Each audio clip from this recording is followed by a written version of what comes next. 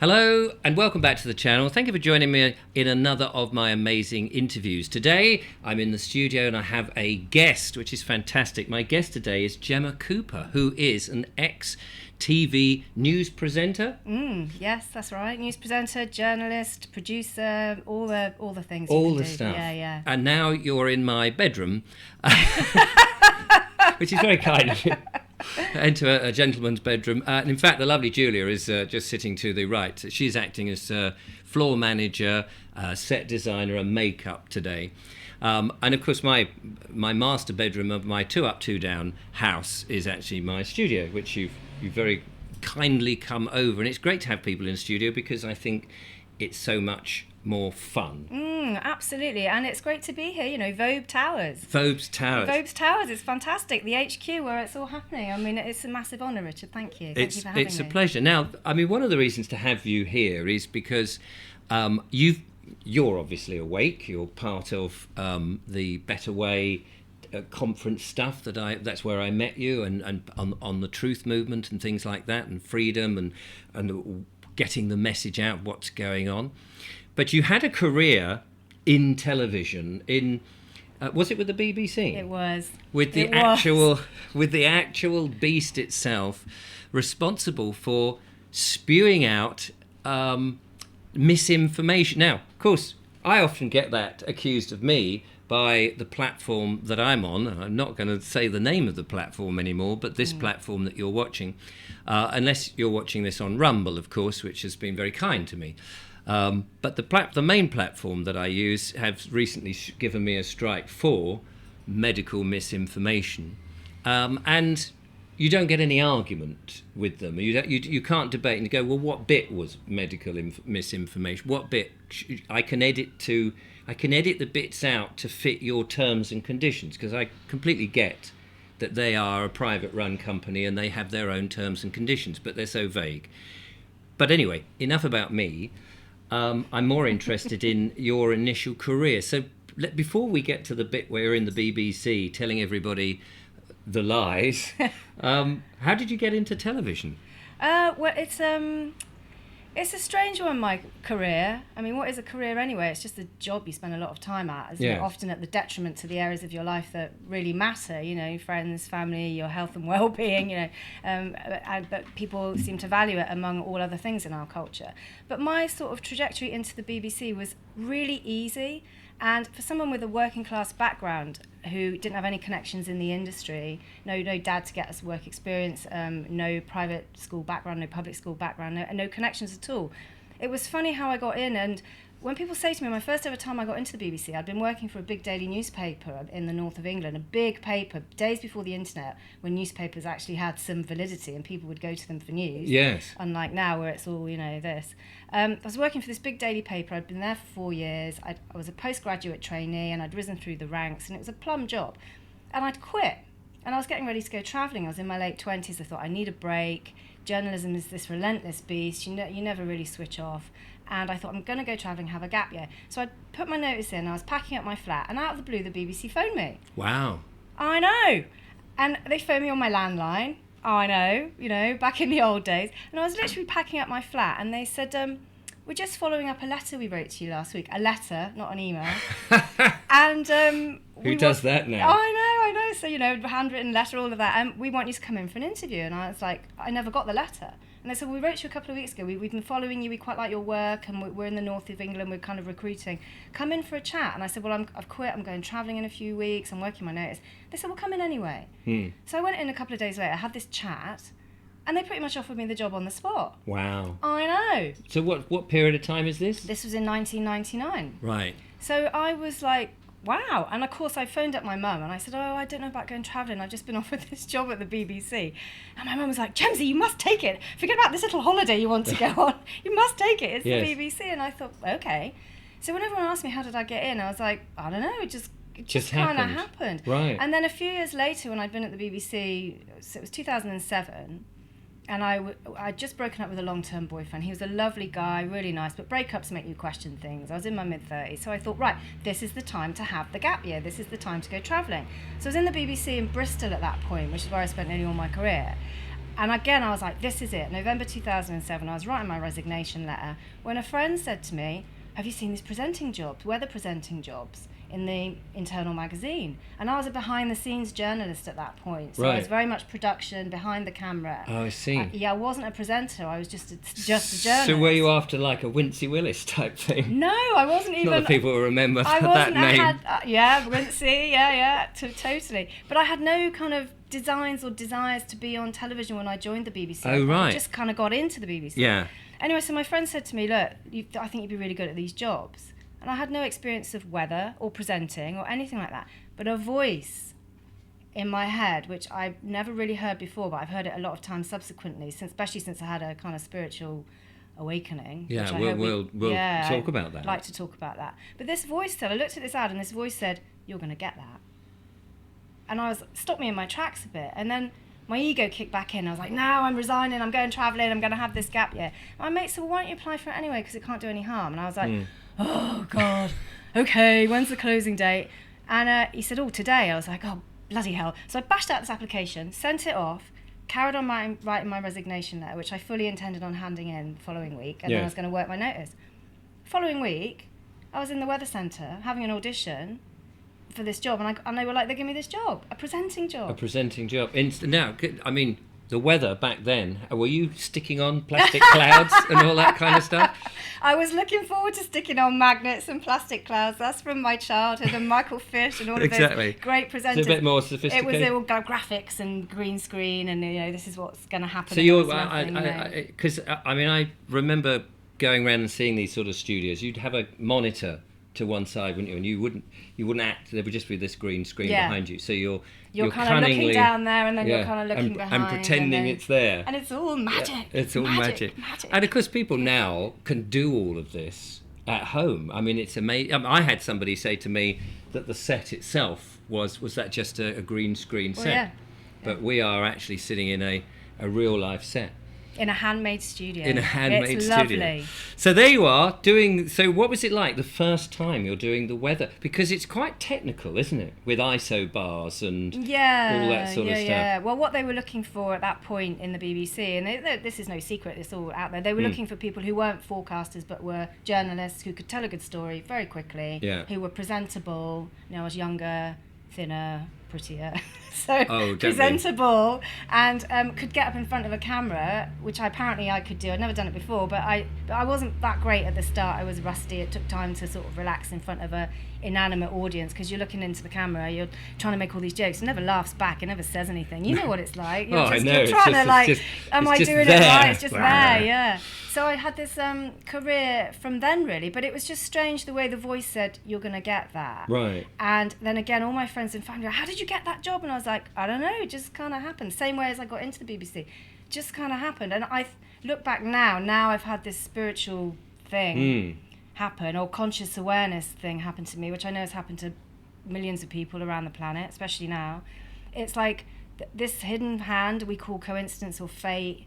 There's something bigger at work with all of us, and especially the last 3 years has shown it into sharp relief. You either perceive the world one way or you perceive it another. And I was having the beginnings, it didn't really kick in until 2010-11, this big spiritual understanding of the world is a multidimensional place, and we're multidimensional humans, and we're in all dimensions at once, and there's all sorts going on.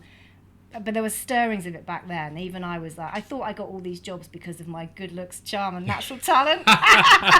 No, I think there was something pushing me, because every time I tried to leave. I mean, what's interesting to me is I've heard people who get these jobs in these wonderful things, and ever since I was a kid, from I don't know, 6 or 7, when I used to play with my dad's Grundig railway reel-to-reel tape recorders and do silly voices and make things. I always wanted to get into television. I thought it was the most magical thing. And I struggled for years and years and years until in my 30s, when I managed to sell a kids' television, or sell the concept of a kids' television series, and then realised what a backstabbing bastard sort of industry it actually is, and how they made a complete and utter arse of my show, which is a real shame. But and then after, and even then, when I was trying to get into not children's television, but to, I thought, well, I've got some skills, and surely somebody would, and nothing as Catweasel says in the 1970 series, for those that remember, nothing works. And but now I'm very pleased that didn't happen.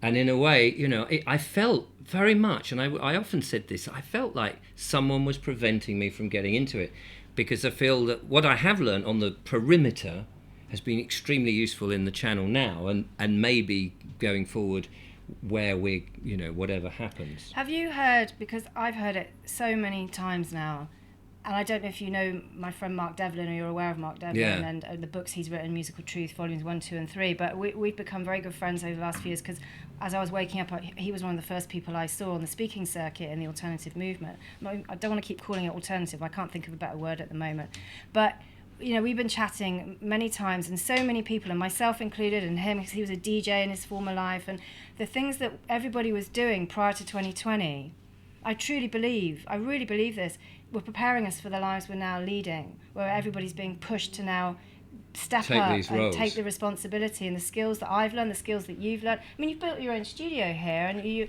broadcast to hundreds of thousands of people, probably I would say millions around the world now, and that's because of the skills you learned at the time you needed to learn them. If you'd had this amazing TV career and gone sky high, you wouldn't, to get out of that, to step away from that, it's hard. Because in television, I mean, this is something I suppose people might find quite surprising, or perhaps not, is you're very much in one job, aren't you? I mean, and I mentioned my experience back in the 1980s, early 1980s, I think, when I was doing some writing, trying to get into television, and invited up, and I saw how the union made everybody do individual jobs, whereas I've had to do everything. You learn how the lights work, how a camera works. You learn your presenting skills by just doing, and then trying to make the set look reasonable, and then there's the audio, and of course a lot of people don't realise it's the audio that makes the video. If you have bad audio, your video looks rubbish. You can have great video, but if your audio is rubbish, then people won't watch. Absolutely, yeah. And it doesn't matter so much about the picture, because people will put up with also, especially with news and stuff. You think the audio, and because the news type thing, I mean, and we'll get on to how the media sort of influences you, or the news influences.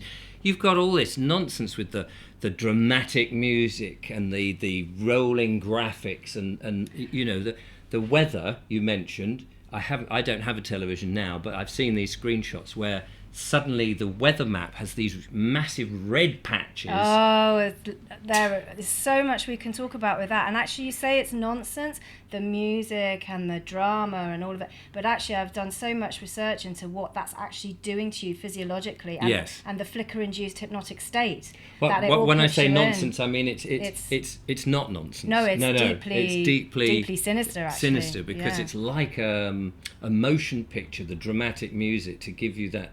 But to me, watching it's nonsense, because it's like they'll use the same dramatic music to say, not quite this, but Mrs. Miggs' cat's been run over by a Robin Reliant, as they will by saying, the Queen has just died. I mean, the same sort of feeling of fear and trepidation from tonight's story. Mrs. Miggs has just fallen over down her stairs, but before that, all of that sort of very, very frightening programming thing. Well, you've just nailed it. You've used the word programming. You're programmed, you're being programmed, because when you're watching a screen, you've had the music, so you're being enticed in, the drama and all of that, and then you go to it for entertainment because you want to be taken out of the state that you're currently in and put into another state. You might want to forget about your day, forget about the row you had with your partner, forget about the fact you've got to fill the car up with petrol, all the stresses of life. You want to be taken away, you want to be entertained. That's why you're called an audience. Yes. So the music, and then the flicker that comes off digital screens now, the human eye can't see it, but it is there, and it's a very real thing, and it's flickering at such a rate. The human eye is so sophisticated that it processes it without you realizing. But if you film a screen with another camera, digital camera, you can see the flicker. Yes. And it puts the brain into an alpha state. The flicker-induced hypnotic state is real. So you go into alpha, which is what hypnotists use when they're trying to make you think you're a 6-foot chicken, or trying to help you give up smoking. They put you into this alpha state, and then you can be programmed. So Yes. of course then you're watching the screen, and especially if information is repeated often enough, it goes straight into the subconscious. So if you're watching it enough and it's repeated enough, you believe it. So when you get this, stay at home, protect the NHS, save lives. Stay at home, protect the NHS, save you will lives. obey, you must obey. It's like Because the Daleks, isn't it? because you're in this flicker-induced hypnotic state, and you're literally being programmed. Yeah. So, and the news is a real master craftsman at that. Nothing is by accident. It's all this dum dum, and you're quite right. The fear-based thing. It doesn't matter what the story is, and I liken it to. It doesn't matter whether you're watching the 6 o'clock news or watching Strictly Come Dancing. Because say you're watching Strictly. I don't watch TV. I'm the same as you. I can't watch it now. I've left. Can't watch it. But you're watching Strictly, and you're like, oh, I love that contestant. I don't like that contestant. Oh, can't believe what that judge has said. Oh my god. Oh my god. And you're all hyped up, and you're going, oh yeah, woo woo. And then you watch the news. Same thing. Yes. Oh, I don't like that politician. I like that politician. Can't believe what that commentator's just said. And again, as a viewer, you're all audience member. You're all hyped up, going, oh my god, woo. It's the same reaction, and it's designed to keep you heightened in an egoic, reactive state. And television knows exactly what it's doing. And and we're audience. We love it. We lap it up. We go to it. We want to be entertained. Well, we don't. No. And most people in the freedom movement And probably don't. Or do they? I don't know. I don't It's your know. choice. Your choice. Yeah. And one of the things I think that perhaps people are beginning to realise now that the digital technology is so simple. I was looking for a mobile phone, but I don't turn mine off most of the time. That we can do so much. People are getting used to the idea or understanding how making a video works, and how framing something, that what you see on the frame may not be the truth. And I mean, I don't know whether people have ever had those holiday brochures, but I remember from my dad wanting to take us to Spain, and you'd say, I'm taking you to this wonderful hotel that they're building, and they'd show you this picture of this hotel, and it looked great. When you got there, yes, that was there, but all around that you didn't see in the picture was this building site. So when you got there, it was you go, oh, right. But they didn't lie as such, but the impression was different. And of course that's with the news and with television, and and of course, so I hope that people are understanding that what you see on the box is everything's manipulated, which is why, as much as I can, I try not in the news stuff to edit anything. I love editing, and I love that creative process, but so in like this, I'm the one that's pressing the buttons as we do it, because I don't want people to think that they are being manipulated. It's I suppose because I know how powerful that is. Absolutely, and it's authentic. I mean, again, you've nailed it, because the way that the images can be manipulated is the reason why the BBC reported 300 people at the protests in London in 2020, the anti-lockdown protests, because they just take a little bit and then they manipulate it, and they think no one's looking, they think no one's recording it themselves. Yes. I mean, I sometimes think the BBC still behaves as if the globe is half-coloured pink, the days of empire. We'll just tell them how it is and they'll all believe it. Those days are gone, long gone, but it did its best, didn't it? To play down the protest, play down the swell of resistance from the huge cross-section of society that actually does pay for it. So you think it has a duty to represent the people paying when they were paying for licence fees. You'd think they would at least be honest about that. But no, it tried to manipulate the image, as you so rightly say. And that's going on all the time. So now, this brings me neatly on to an image I want to show everybody. And now, there may be some people who will go, oh my God, shock, horror. But let's have a look. Who is this? Here we go. You can hear the audience boo, hiss. So this is throwing tomatoes at the screen. This is a lady that I've only come to understand who she is. I heard her name being bandied about, and people were saying, "Oh, Richard, you wouldn't dare to have Mariana Spring on your show." Now, I didn't know who she was because I don't have a television, so I don't watch the news. So people kept saying, "Oh, there's this woman on the television who's very much against the freedom movement and the truth, and even has a program about conspiracy theorists." And she's in the news, and for something she has done herself, which is interesting in and of itself. But before we get to that, it's interesting how, as this movement has started to talk about more vocally what's going on, there is a feeling of censorship creeping in ever. So before we get to this lady. What was it like as a news presenter? When did you start to get the feeling that what you were doing wasn't beneficial? Well, the personal is political, isn't it? It's when you have a shift, then you look at your life, and then the outside kind of shifts. And so for me, what really happened, I was a very Matrix person. You know, I've got a dress on today that looks like the Matrix for a reason, and because I want to kind of reflect my former life. And also, it's a nice dress, you know. It's a good dress. It looks good on camera. So there is that old habits and all of that. Yes. But what happened to me very in a nutshell was that I had this kind of big conscious download in 2010, 2011.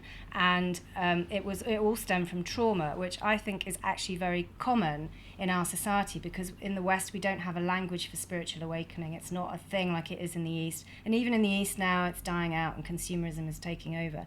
So I had a traumatic experience. I went out with somebody who wasn't particularly nice to me, and I now know I went out with someone who was a narcissist. Never heard the word before that. Never knew what a narcissist was. Never, you know. But it took me to a very low place, and I was in a bad way from it, emotionally and mentally. So I started doing a lot of yoga and meditation to help me cope with what happened and to make sense of it, and so I could sleep at night, and so that I didn't have a bad back anymore, and just so I didn't look so awful. And I kept seeing signs with this yoga studio, so I went in, and it was a very powerful form of yoga that was doing the rounds at that time. It was very fashionable. It was hot yoga. And I fell in love with it. Hot yoga. It was hot yoga. What is hot yoga? Hot yoga is it's bloody difficult. I'll tell you that much. Because I mean, you know, we're in the era of global boiling. I'm just wondering if you have to sort of sit in a steam room or something. It was like that. Yeah, I think maybe people might be familiar with this. It was at the time it was known as Bikram yoga, hot yoga. Paul Bikram, well, not Paul Bikram. He's been disgraced now. He's on the run for sexual harassment.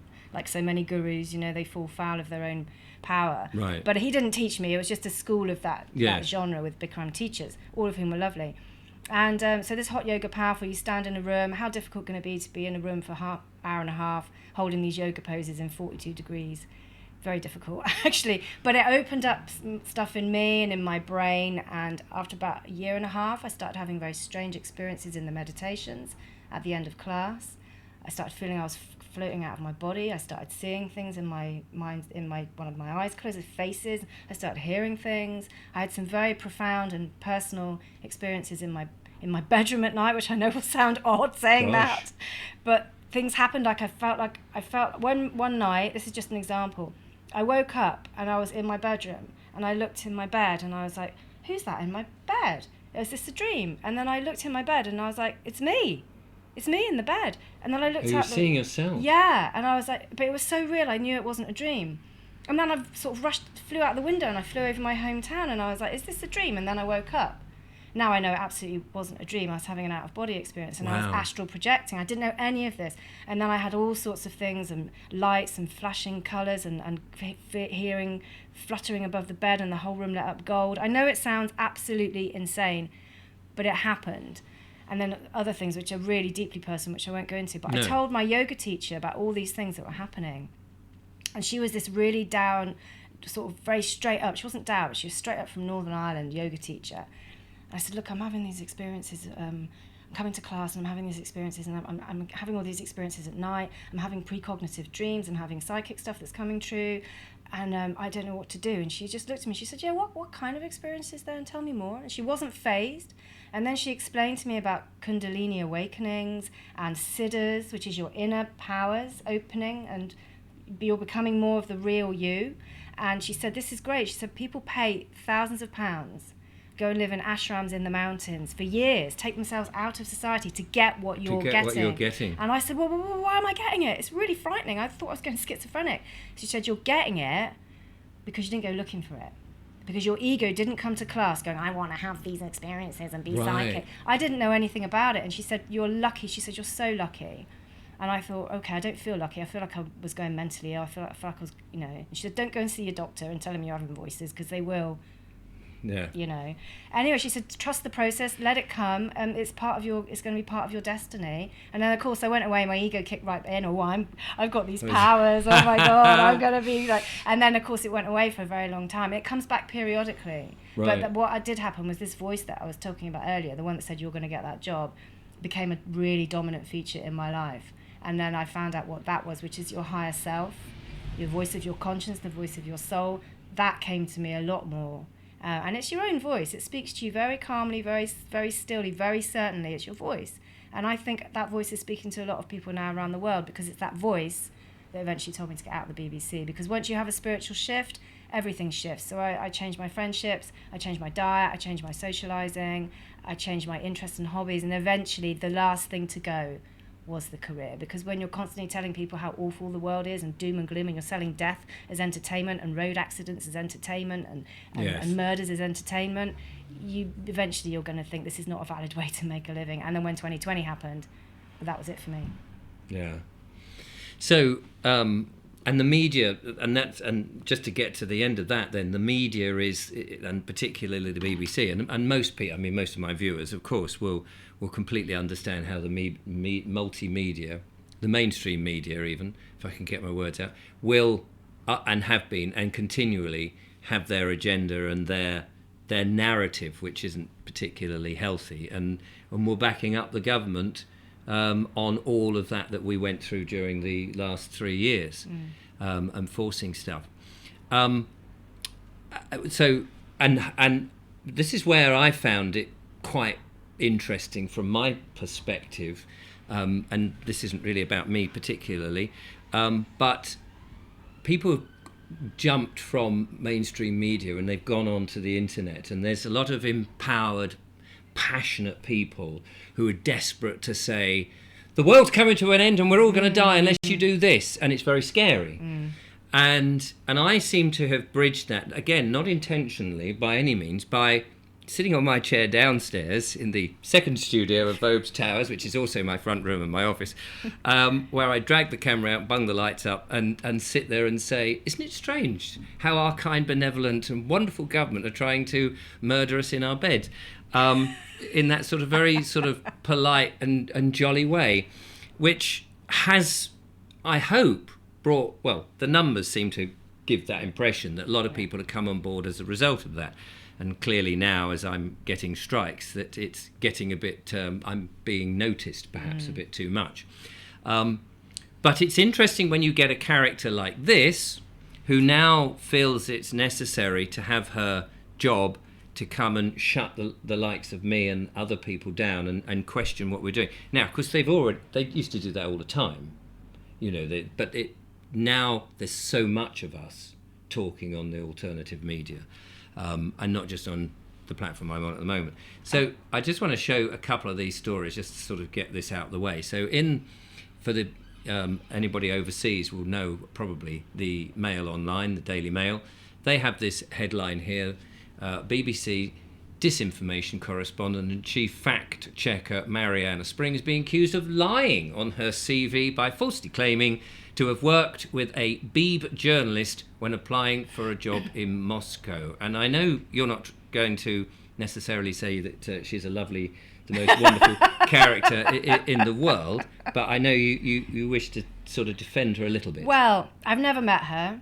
And she's very young. She's had a remarkable trajectory for someone so young at the BBC. But I think that's indicative of how the BBC wants to go. It wants younger people.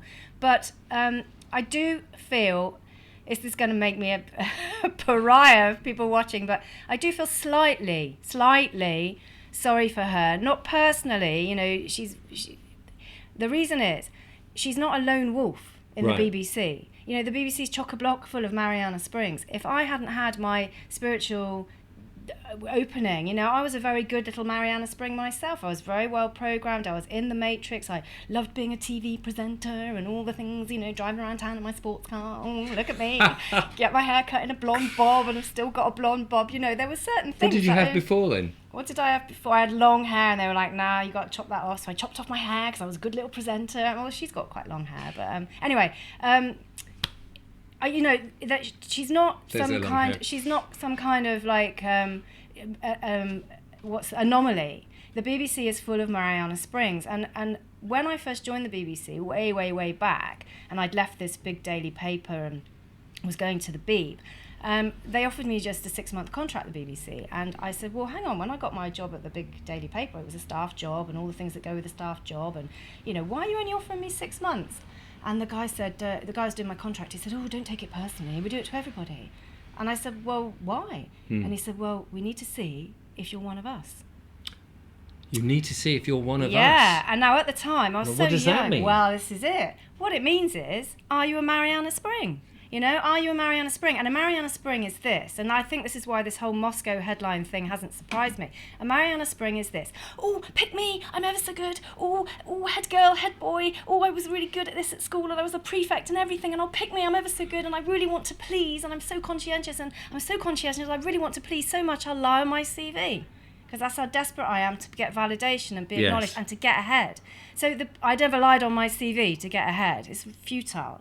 It's like faking it when you're... Because, you'll get found out in the end. You'll get found out in the end, especially the higher you are. Absolutely. So it's not that she's this kind of beacon of uniqueness in the Beeb. Because I say, if I hadn't had what happened to me, I was in the Beeb heading that way myself, and I thought before I had my thing, people like us were nuts. You know, I had people... people like me. People like us, you know, I had people trying to give me books and crystals and all sorts in my younger years and in my 20s, and I'd be like, get that woo-woo stuff away from me. No way. Now I'm like fully into the woo-woo. I am the woo-woo, you know. So the BBC is full of Marianas, you know, behind the scenes, and producers and other presenters and editors. It's very much a mainstream view of the world, very establishment, there's a lot of public schools graduates. I mean, Mariana herself is an Oxford graduate. That's not unusual. The demographic in the BBC is that it's very white, it's very upper middle class, and it's very conservative, not politically but socially. You don't get many rock and rollers, you know, you don't get many... what's the word? Rock and roller, like a baller, like someone who's just kind of maverick. It's not the place. Yeah. It's not the place. No. And I saw people in my time there. I saw this one guy, brilliant. He'd come from the red top tabloids. He was young. He brought some brilliant stories, showbiz stories. Oh my God. And he got a 6-month contract. And he brought his character to the place where I was working, and he said what he thought, and he challenged editorial policy, and he brought stories in, and he rubbed a few people up the wrong way, and he didn't get past his 6 months because he wasn't... He wasn't one of them. And that was a shame because he was a great guy, and you know. And that's, I mean, I think people will think back to certain people on television in, say, the 70s. I mean, immediately, Kenny Everett is one who was a maverick and did things very differently and very talented and clearly wasn't one of them. But he didn't read the news, did he? But he didn't read the news. No, but that would have been great. All done in the best possible taste. That's true. But I feel that television now, and as I say, I stopped watching it some ages ago, really. And I used to be a staunch Radio 4 listener from the 70s. My mum used to listen to Radio 4 wall to wall, and I used to listen to the comedies. And if anybody remembers the Burkus Way, to Dynamic Living, one of the best comedies on radio at 6:30 and 12:27, which is a very peculiar time that they used to put it on in the afternoon, and things like, well, The Hitchhiker's Guide to the Galaxy. Oh my God, that was just great. That came on, and people often go, yeah, there's a book, isn't it, and a film, and you go, well, it was a radio series first, and I remember it, the first broadcast in 1978. I remember it very distinctly because I had to get someone to record it for me because I was after the sound effects, because I was doing my own little recordings and things, and I thought, I didn't know it was a comedy. I just thought, oh, Hitchhiker's Guide to the Galaxy, it sounds like it'll have lots of BBC sound effects from the BBC Radiophonic Workshop. But I started to get suspicious about the BBC when they started to... used to listen to The Archers, and they brought in a producer from EastEnders, and the storyline started to get more gritty, which was not what happened in the everyday tale of country folk. And then Brexit happened, and then the BBC did a complete shift, and I could see that mirrored on television as well. But on the radio, if you didn't go along with their idea of staying in the EU, you were an idiot. And that was played out very, very... And that started to... Whilst I was sort of not awake to the depth of the rabbit holes and the myriad of them, the warren, really, of rabbit holes, I started to feel there's something not right here. It's not cricket. It's not what we do. Goodness sake. And they seem to be betraying the trust of the listener. And so I just stopped listening to them, and I got rid of the TV license, and I just felt and of course, ever since then I keep hearing how woke it is. Doctor Who went incredibly woke, and all these programs, and the viewing figures went down, and they didn't seem to learn that people don't want it. But I guess there's a strategy behind it all. Well, I think I remember Brexit well, and I remember the contrast between Brexit and 2020 was interesting, because Brexit, you did have to have checks and balances.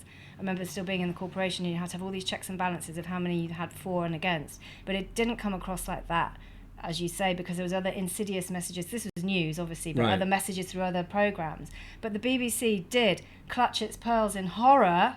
Well, on the day of the referendum result, you could literally hear poor Auntie going, oh, they've done what? And referring to the type of people in the corporation who see the world in a certain way.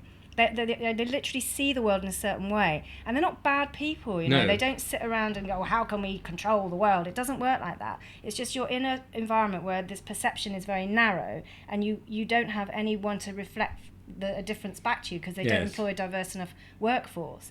And so it's not that it was by design, it was just you've got this amorphous group of people that are projecting their worldview. Because it's the BBC, it becomes the view. But yeah, I think you're right, and they did really misjudge the public mood, and it's never recovered from that. But the difference with the scamdemic, was that there were no checks and balances. There was never and this is journalistically, I really did have my hackles raised, because I was trained as a newspaper journalist, and if I'd gone to my news editor back in the 90s with a story with one narrative, with no other views, my news editor would have given me the biggest bollocking ever and said, get back out and bring me a proper story. With what happened in 2020, there was one view, and if you came back with another view, you were bollocked for having the other view. You see? And people noticed that. I mean, how they thought they could get it. Well, I say people noticed it. I mean, everybody seemed to obey them when they were told to stay behind, and then even worse, when the medical intervention was being offered to them, they followed suit. But it was when you saw those journalists, nobody questioned the science. There was this, it was just like, okay, there's this one science, okay, we won't question that, but we'll say, whereas we ought to lock down, and then we say, well, we should have locked down earlier.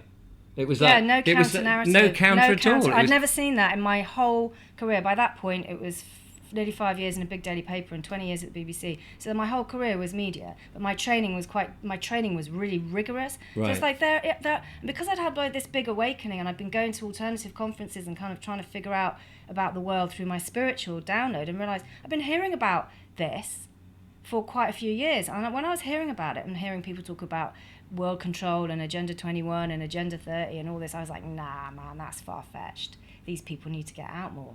These people need to get girlfriends and get a life, because this is dystopian. This is never going to happen ever. Yeah. Maybe hundreds of years later. Then, of course, it happened, and I thought, well, this is this thing. So immediately I wanted to hear the different voices and hear what was going on. And within my own workplace, one view, government view, world view. And again, it wasn't because these people are bad.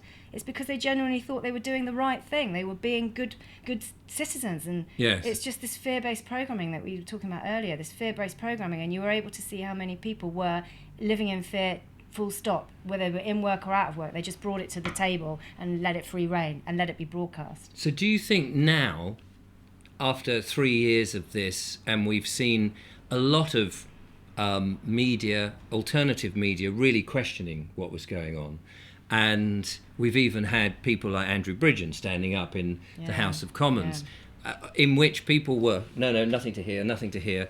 And do you think now those same journalists would, if we were asked to go through a similar thing, would they be perhaps a bit more questioning? Or do you think that they're too far down? Well, it's interesting, the landscape of the media now has, I mean, you've got to bear in mind, I'm just going to give some examples. So the Daily Telegraph, for example, making a big deal of questioning it all now and saying, oh yeah, we were against it from the start. Well, they fired Bob Moran, for doing cartoons about it. Right. So you weren't against it from the start. You were very much lockdown. But they're now adopting this much of the lockdown files, adopting this kind of, it was all wrong, so much went on was wrong. You've got GB News, which is like, I still can't believe, but I'm so glad Neil Oliver got this platform, which is, he's the biggest drawer of the week on that channel. Yes. And they're questioning ULEZ, and they're questioning all sorts of stuff, and they're bringing people in. They have our great friend Sandy Adams, yes, was on GB News, yes, with the strapline Agenda 21, Agenda 30 underneath her as she was talking live in the studio. I thought that would never happen on the BBC. So people are realising there is a huge market and an audience, as we were saying, for this stuff now. But whether we'll see it ever on the Beeb, does it even matter? Because I think the BBC was so much about the BBC now. I mean, what's come out about some of its presenters recently, you know, Mariana Spring has now shot herself in the foot. You know, there's stuff about Princess Diana hitting the headlines again this week. That was all a very grubby mess. The BBC's credibility seems to get lower and lower by its own making every day, so I'm not even sure people would care what the BBC thought now. Whether some of the other mainstream outlets would follow suit, I don't know. It's so hard to kind of... What do you well, think? I don't watch the mainstream media, so I rely on people telling me or sending me videos. I just get the feeling that the balance is... the balance definitely seems to be over on alternative media. The problem alternative media is there's millions of us, and there's no consolidated channels. In America, that you do have obviously the cable channels and the sort of dedicated, like the Foxes and the CNNs that clearly have their own bent, whatever that is, and you follow it. But the people on the platform I'm on, and Rumble and Odyssey and BitChute and all of these, and some of the smaller ones still, you kind of go looking for it and you end up with your echo chamber. And that, I think, is a problem for us, because you're not getting balance, and we've all got our biases, and I think that's got to be addressed a bit. But I think people are beginning to question all the narratives. So they'll question what I say, but they'll still come back. I see that in the comments. People will go, I don't think you've got that right, Richard, which is fine, because I don't have a team of researchers and what have you. And it seems that mainstream media no longer have teams of teams. They just go to Wikipedia or whoever's been paid to give them the story. And that, I think, is, for anybody who's really looking for the truth, I think it's very hard now to get a real idea of what's going on. So I've written down on my little my script, which is scribbles of notes here.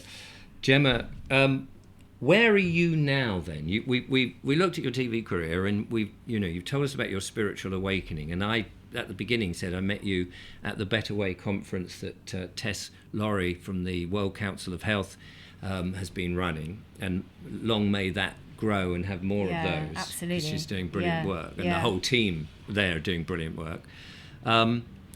With your spiritual awakening, which obviously is something which you've embraced now, and you're not ignoring anymore, and I know that you're on the scene sort of fighting like the rest of us to get more people aware of things. So I think from my own journey, because people say, we got to wake people up, and awakening isn't like that. It comes from your own heart and your own soul. It's a grace moment, and it's when you're ready to hear it. And for the best will in the world, people have tried to wake me up for years, because I have a wide circle of friends, and a lot of people were, I'll say, awake. But I didn't wake up because someone gave me a leaflet or a book, or stopped me in the street and said, you need to wake up. Oh, sorry, I'll wake up. It doesn't work like that at all. It comes from inside of you. So I'm not so much about waking people up, maybe raising awareness. I am part of the World Council for Health team now, as you rightly say, and part of the Better Way conference team. It's a delight after the BBC to work in an organisation that's very much in the round. So all decisions are made as a circle. It's like a wheel and spoke kind of way of working, where all of us feed in centrally to the decision-making process. Whereas the BBC is the ultimate hierarchical corporate pyramidal structure, where I was very much on the bottom rung of the 99% of workers who couldn't influence anything at the corporation, which is why I had to leave, because I went on anti-lockdown marches, and the BBC didn't like that at all. and to take very kindly to it. So I decided to exit pretty swiftly. So then I've had some experience in the alternative media over the last few years. I went to work for Iconic for a while, which was a live streaming service, which is very much all what we're talking about, and health and lifestyle and consciousness, as well as the political stuff. But I do agree with you, it's echo chambers a lot of the time. There's no checks and balances in the alternative media, which there needs to be. And a lot of people in the alternative media weren't trained in the craft of journalism, when it is a craft, and there are actually laws. You can't always say what you want. It is defamation or libel. If you speak, it is defamation. If you write it, it's libel. So you have to be quite careful of how far you take things in the alternative. But now, working for the World Council for Health is a dream, and you can actually see it making a difference, and it's empowering people to take back control of their own health and well-being, which is really what the last 3 years have been about, because you're not in control of your body, and you're not in control of anything. And we're growing by the day, so that it's been great. And Dr. Tess Laurie really stuck her head above the parapet in 2020 with, I don't know if we can say the drug's name, I don't want to get you into trouble. Well, let's just call it a, do you mean the Ivor got a good drug that you have, everybody else hasn't got? That could be it. Yeah, she did so much great work raising awareness for that, and she's very credible, and her background, like me, she's a very mainstream person who's thought, no, I can't do this, and is now working to make the world a better place. I know it's a cliche, but that's what we've got to be doing now. The time for just saying how awful it is over. Yes. And it's time for action. Yes, and I found that in doing this, at first I was very much questioning, because I was going down the rabbit hole and sort of going, why would people in authority do these terrible things to us? And of course the first part of the year was a gift in a way, with the amount of weird stuff that was being thrown out, the digital ID consultations and the ramping up of ULEZ and the 15-minute cities and all of that, which seemed to be really coming out in the beginning, February, March, April. I remember them coming thick and fast. And now, whether they were already there, but they seemed to be more in the public, because loads of people were telling me, have you seen this? This only runs for 6 weeks, this consultation with the government, blink and you'd miss it. So that was part of informing, in a way, in a questioning, why would they do this, and is it any good to us? And then I realised, actually, this is fear porn. It's not really making us do something.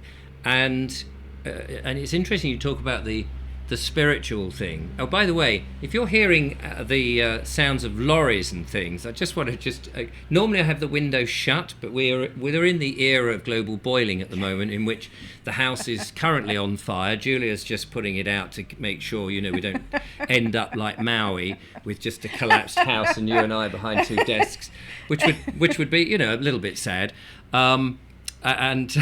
So I've got the windows open. So unfortunately, erroneous, is that the right word? Erroneous noises? Anyway, English language is... extraneous. Extraneous. There we go. Thank you very much.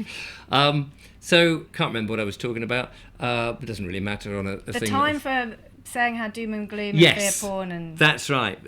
Was over, really. And I felt that we had to start addressing these things as solutions. What can we do? Because people were writing to me, and these were real people who were saying, I'm scared. I've heard all of this, but what can we do? And people in the comments would write, well, it's all very well talking about it, but what can we do? We need to rise up and we need to punch them on the nose. And I thought, well, violence isn't really the right way of doing anything, because that's probably what they expect. And we have to be just as sophisticated and clever in our response as they have, but then they've been doing it for centuries, and we've got to respond very, very rapidly. And it seemed to me that the biggest thing that we can do is to realise that we have the power, that we are sovereign, and that together we are far, far stronger than individually in little boxes fighting amongst ourselves. Absolutely, you're so right on that, and I will attest to, again, I'll have to bring it back to what happened to me back in 2010, 2011. Like, the personal is political. So when I had this head blown off experience, which more and more people are having, like your head grew back very well. Grew thank back. you very much. Just thought I'd mention that, But my yoga teacher was fond of saying, that, I had many yoga teachers. I don't even do yoga anymore, but it was a pivotal moment in my life. So a human being is the power of an atomic bomb. We just don't realize it. We're not told we're this amazing, multi-dimensional, creative, manifesting being all the time, which is when sometimes when people can't work out why their lives are going a certain way or your lives are going great, you're part of this. You co-create all the time. So we are massively powerful, and we need to tap into that power, and it's inside. It's not outside. It's not on a website. It's not in a leader. It's not in a speaker at a conference or a rally. It's not in anybody. They're all doing their bit, and they're doing it brilliantly, but no one is in charge of anyone else. You have to find that power in you, tap into it, and then your life will completely change. And it's also this thing about how people are behaving, and they expect us all to be fighting each other. And I would just take it back to dear old Mariana, because she keeps getting death threats, allegedly, she claims, and people are giving her a lot of abuse on social media and those kind of things, and it plays into the narrative that she's trying to create, which is anyone who has an anti-establishment opinion, i.e. a far-right conspiracy theorist, that we're into violence, we're into hatred, and we're nasty people, and we do death threats. So the more we say to her, oh, I hate you, I'm going to come around your house, or whatever people are saying, if you do that, it feeds into the narrative they're trying to create, which is that we're violent. It's like the Capitol stuff, recently. Everybody's violent, everyone's a conspiracy theorist. If you think differently, you're a violent person who would kill for the movement. So we need to stop all that. So, if I saw Mariana, I would literally buy her a pint and go, mate, I know where you are, and all I can hope for you is one day you have your light bulb moment. Yes. Where you go, oh my God, my life's not what I thought, and I'm not what I thought, my whole life's been a lie. Because that's where the power is, stepping away from being told what to do and listening to yourself. You're the only authority in your own life. So I don't want people to be too hard on her, because it doesn't do us any favours, and she doesn't know any better yet. No. And the BBC doesn't know it well. Well, I've had people say to me, I bet you wouldn't have her on your show. Oh, it'd be great! And I thought that I would have her. Yeah. And one of the problems I have, and again, people would say you never have the counter-argument, to the sort of the freedom and the so-called conspiracy stuff. And I think, well, the problem is I would invite them if I knew who to invite, but I don't think they would come on. But that I would welcome them, because I would treat them with the same respect that that I treat with all my guests, as long as they're not swearing and calling people's names and all of those. But if they're professional people, generally they wouldn't, and I would allow them to set their side of the table out. Now, I would imagine there'll be some members of the audience would find that quite distasteful, that I would actually allow those other people to speak their truths or whatever. But the one thing I remember that the BBC did really good, I thought, was the day that on Question Time they allowed Nick Griffin to go on Question Time, because they had dressed him up as this dreadful ogre, and we didn't really know whether that was true or not. Then they put him on, and he give somebody a piece of rope and they'll hang themselves. And I think that's the same. If Mariana Spring, if you're watching and you want to come on the show, you're more than welcome. I'll treat you with the greatest of respect. And it's really for the audience to, excuse me, people on their motorbikes that whiz past this place. They know where I live, so they want to get past very quickly. And I don't blame them. I would treat her just as I would treat anybody, with great respect, and say, have that. And I would, if I only really interfere with somebody's argument if I'm trying to understand what they're saying, and I don't, especially if they talk in acronyms and things like that, or there's a very obvious bent that doesn't sound fair. I would just sort of try and tease that out. Now, I'm not an experienced journalist in any means. I've got no training, and people have been very kind and say, I'm quite reasonable at this. You're very good. I just try to listen. You're very really. good. You're very good. Well, it's very good. Yeah, you've got a real way about you. You're a really good conversationalist. You're very good. And this is the point where I have to put the money out, isn't it? Actually, $5 not enough, to be honest, is it? We agreed far more. Yes, well, I sort of disarm people with charm is something that I've always been told is the best policy, rather than sort of trying to, make points, because unfortunately, points don't make prizes, as Brucey would say. So we wouldn't attack Mariana Spring. And it is worth listening to the other arguments, so that the alternative media should be a little bit more based. What do you think is going to happen over the next 12 months? Oh my gosh! And now I'm not asking Wow, you. I I'm mean, not asking you to have a crystal ball or anything. Wow. But if you were, from what you understand of, people and where we are and what people have done, things seem to be ramping up. They definitely seem, and to me it seems as if the monster is in the last throes. And like a child in a pram, it's having a tantrum and throwing everything out, or throwing everything at the nurse pushing the pram. If you imagine a nurse in a child in a perambulator back in Victorian days, this was the image I had, and it's like no, I'm throwing. And I feel like we're ramping up. We've got stuff in the sky, there's stuff in the water. The news is that we've got these, the UN saying it's global boiling. And surely people are going, you are having a joke now, aren't you? The world is like, even if you didn't think that there was all this stuff going on, surely you must be going, hang on, I'm shaking my head, I must wake up tomorrow and things will go back to how it was. So what do you think? Well, I only see things from like the UK filter. I think it's different in different countries around the world, and different countries are at different states. I mean, the film's just come out about protests in New Zealand, haven't there, and convoys there and people standing up. What's it called of that? Freedom. Anyway, but different countries are now at their own kind of levels of awakening.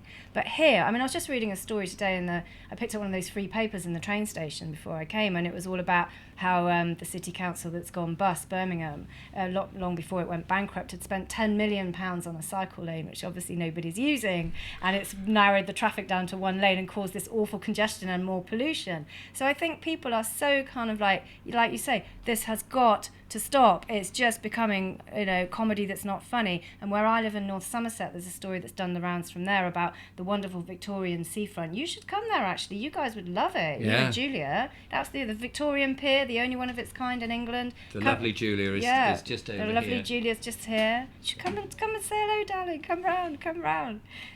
Oh, normally that I don't know what's going on with my system. It's not working today. I could just do this. Yay! Hello, Yay! Studio manager, ladies and gentlemen. Set designer. Makeup, costume. Welcome. So have you come all the way from North Somerset? Yeah, I came from North Somerset. All the way to John O'Groats, where we are. Via Land's End. Via Land's End. Yeah, no, in jolly old Sussex. Yeah, and it's lovely. But just to prove a point, that they've ruined this beautiful Victorian seafront in Clevedon, which was stunning, and you'd park your cars looking out to Wales, and it was all lovely on the sunset. And then, of course, they went and ruined it and brought in this traffic calming measure and spent millions of pounds doing it. The locals didn't want it. It was bad for business. But there has been this relentless and sustained campaign from the locals to get it changed back, and the council, because they'd taken the money from whoever it is high up above our government, probably taken the kickback. We're like, well, we don't really want to give the money back, but they're having to listen to the people that elect them, because we've got elections coming up. So that's where it lies. It does lie in non-compliance, but in a very positive, empowered way. It can't be, I think, not the time for protest, because I know people get a lot of encouragement and support and hope. I did 2020, 2021. It saved my life, really, because my career was on a sticky wicket, and I knew I had to leave. And it hadn't been for the protests and all the people supporting each other, I don't know what I would have done. But we've moved on since then, and there's got to be a more grown-up way of saying, we absolutely don't agree with it now. We're the ones in charge. We're not having it. Cheers, but bye-bye. Rather than that energy's kind of served its purpose, I think.